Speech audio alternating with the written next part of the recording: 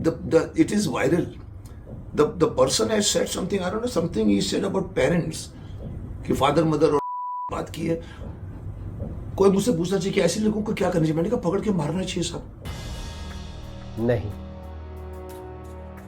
ना ही मुझे किसी से बैर है और ना ही किसी से कोई पर्सनल ग्रजेस, और ना मैं कोई प्रोफेशनल यूट्यूबर हूं जो एल्गोरिथम का खेल खेलना चाहता हूं.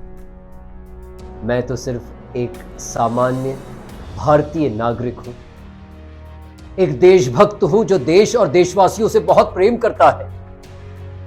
और इसलिए मैंने सोचा कि अब समय आ गया है कि समय रहते इस समय चल रही कुरीतियों के बारे में बात की जाए.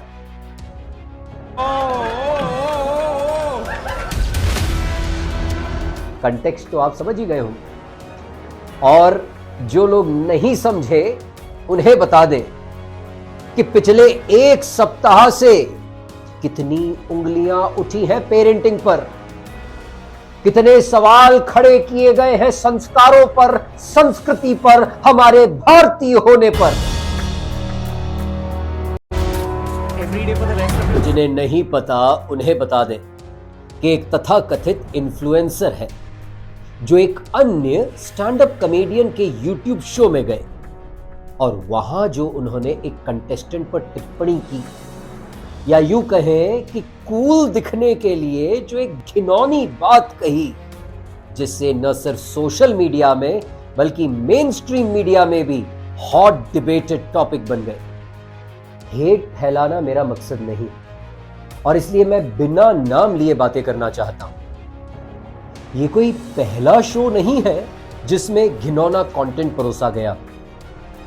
कंट्रोवर्सी तो अब हुई है, इससे पहले भी कई ओटीटी कंटेंट, कई यूट्यूब शोज और कई ऐसे स्टैंड अप एक्ट्स बनाए जा चुके हैं, किए जा चुके हैं, जिसमें घिनौना और घृणित कंटेंट परोसा गया.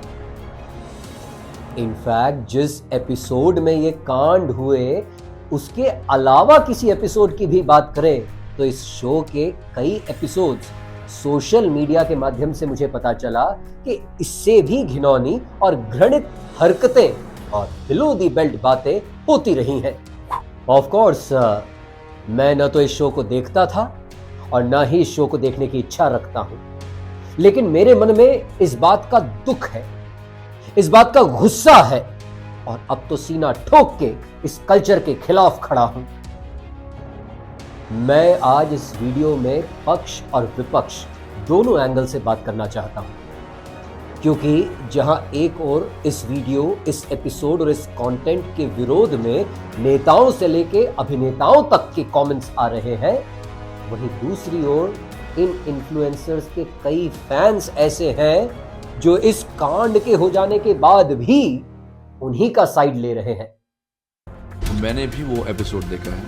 बहुत ही वाहियात, बहुत ही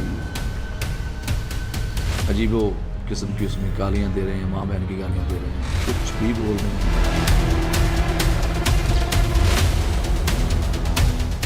ये स्टैंड अप कॉमेडी है ही नहीं है. लोगों को गालियां देना, लोगों को गालियां सिखाना, वो भी है, बहुत गलत है. I don't agree it and I don't support it also. ये कहा जा रहा है कि बस करो, गलती हो गई, अपोलोजाइज कर तो लिया, अरे अब फांसी पर चढ़ाओगे क्या? माफी मांगी है तो क्या आप लोग उसको अभी आत्महत्या करने पर मजबूर कर दोगे कि आत्महत्या करके मर जाए? मैंने तो कई रील्स ऐसी भी देखी जिसमें इनके जेंटलमैन होने, धर्म, सनातन और संस्कृति से जुड़े होने की बात कही जा रही है. सब ठीक है, सब बढ़िया है. आप आर्टिस्ट हैं, आप यूट्यूबर हैं, और आपके साथ जिन्हें इक्वली कल्प्रिट ठहराया जाना चाहिए वो तो स्टैंड अप कॉमेडियन है. हजारों, लाखों, करोड़ों दिलों की धड़कन है. आप दोनों की करोड़ों में वेल्थ है, और भाई साहब आप तो नेशनल अवार्ड से सम्मानित हो चुके हैं. आप अगर कोई आम आदमी होते या बहुत ज्यादा सेलिब्रेटेड फिगर नहीं होते तो आपकी बात का उतना बुरा नहीं लगता, लेकिन आप तो लाखों दिलों की धड़कन है, करोड़ों में आपके सब्सक्राइबर्स और फॉलोअर्स हैं, आप अपनी जिम्मेदारी भूल गए। आपकी जिम्मेदारी थी यूथ को एजुकेट करना, यूथ को सही डायरेक्शन दिखाना, लेकिन आपने देश के युवा को क्या दिया? गालियां, न्यूडिटी और सेक्सुअल कंटेंट। मैं तो बहुत पहले से इस विषय पर बात करना चाहता था। आखिरकार होता क्या है ये डार्क ह्यूमर? आप लोग इसे आर्ट कहते हैं। इस शो से जो कंट्रोवर्सी पनपी, जिस शो से ये कंट्रोवर्सी पनपी, उस शो के संचालक, जो कि एक जाने माने स्टैंड अप कॉमेडियन है, लाखों करोड़ों युवा जिन्हें देखना और सुनना पसंद करते हैं, मैं आपका बहुत सम्मान करता हूं भाई साहब, इस बात के लिए कि आप लोगों को हंसाते हैं, आप लोगों को कुछ लाइट हार्टेड मोमेंट्स देते हैं। लेकिन मेरा सवाल उन नौजवानों से है जो इनकी हल्की बातों और हल्की हरकतों में हास्य ढूंढते हैं। ये अपने ही माता पिता को गालियां देते हैं और आप इन पर हंसते हैं। ये सरेआम बहन बेटियों को शर्मसार करते हैं और आप इनकी बातों में कॉमेडी देखते हैं। ये आपको सेक्सुअल कंटेंट परोसते हैं और आप ठहाके लगाते हैं। लोग इसे बोल्डनेस कहते हैं, लेकिन याद रखिए, बोल्डनेस भी सोशल बाउंड्रीज में होनी चाहिए। हम सब मनुष्य हैं, हम सब एक सामाजिक जीव हैं। जिस समाज में हम जी रहे हैं, वहां की संस्कृति का पालन करना हमारा दायित्व और हमारा कर्तव्य होना ही चाहिए। और चूंकि हम मनुष्य हैं, ऐसा कहते हैं हर मनुष्य में एक जानवर छिपा होता है। जानवर मुझ में भी है, जानवर तुम में भी है, जानवर हम सब में है, लेकिन उस जानवर का बंधा रहना बहुत जरूरी है। हमारा समाज इन बातों को खुलेआम करने की इजाजत नहीं देता है। आप वेस्टर्न कंट्रीज का एग्जाम्पल मत गिनाइएगा कि वहां ये सब बहुत कॉमन है, बहुत आम है। आप इंडियन हैं, आप इंडियन सोसाइटी में रहकर अगर कोई एक्ट कर रहे हैं, अगर इंडिया में आपका शो चला रहे हैं, तो आपको इंडियन वैल्यूज और इंडियन कल्चर को फॉलो करना ही होगा। हमारे इंडिया में, हमारे समाज में, हमारी संस्कृति में जो बातें पर्दे के पीछे होती है, अगर आप उन बातों को खुलेआम करेंगे तो आप निश्चित कोसे जाएंगे। और लोग जो आपके शो पर आकर ठहाके लगाते हैं ना, जो बहुत हंसते हैं और उनके हास्य से आपको लगता है कि आपने बहुत अच्छा जोक क्रैक किया, आप गलत फहमी में हैं। लोग आपके जोक्स पर और आपकी बातों पर इसलिए हंसते हैं क्योंकि उनका ज़मीर जानता है, उनका कॉन्शियंस जानता है कि आप जो बातें कर रहे हैं वो खुलेआम नहीं की जाती। उनकी हंसी के पीछे कारण ये होता है कि देखो इन मूर्खों को, देखो इन धूर्तों को कि कैसी बातें खुलेआम कर रहे हैं। जो बातें हम अपने से बड़ों के आगे खुलेआम अपने मित्रों के बीच भी कई बार कहने में और करने में झिझक जाते हैं, वो बातें आप सरेआम कर रहे हैं। वो बातें आप सोशल मीडिया पर परोस रहे हैं। वो बातें आप अनसेंसर्ड कंटेंट के रूप में परोस रहे हैं। इससे पहले भी कई ऐसे उल जलूल कंटेंट्स बने हैं, परोसे गए हैं, लेकिन बस अब समय हो गया है कि हम अच्छे परिवर्तन की बात करें, सकारात्मक दृष्टिकोण की बात करें। मेरा अनुरोध इस वीडियो के माध्यम से 3 लोगों से। पहली, सरकार, अब समय आ गया है कि हम अभिव्यक्ति की आजादी यानी फ्रीडम ऑफ स्पीच का दुरुपयोग करने वाले कंटेंट क्रिएटर्स के खिलाफ शिकंजा कसें।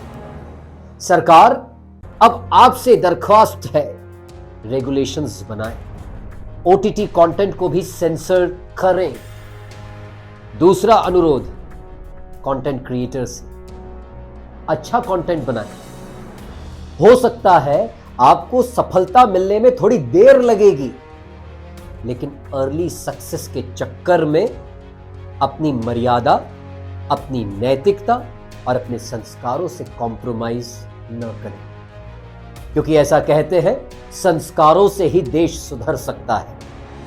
हमारी जड़ें हमारी संस्कृति और हमारे संस्कार हैं। हम वेद उपनिषद की बात करने वाले लोग हैं।